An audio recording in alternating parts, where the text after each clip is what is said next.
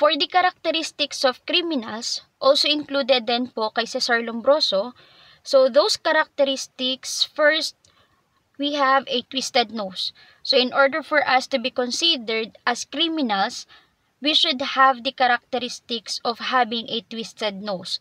Second, excessive cheekbones. Third, excessive wrinkles on the skin. Fourth, large jaw. 5, large chin. So, Lombroso declared that males with 5 or more characteristics will be marked or could be marked as born criminals.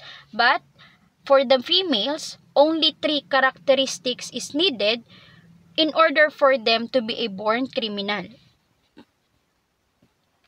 Next is Rafael Garofalo, an Italian criminologist.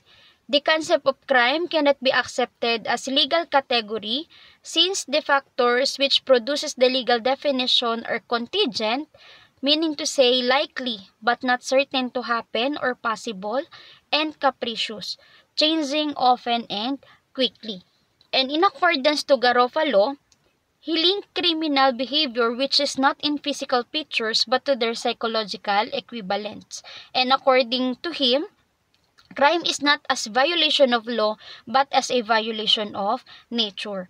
So there are 2 elements in order for us to know or to be considered that a crime is not a violation of law but a violation of nature. So we have probity and pity. So when we are referring to probity, we are referring to the honesty and integrity of an individual. While when we are referring to pity, this is our compassion for others.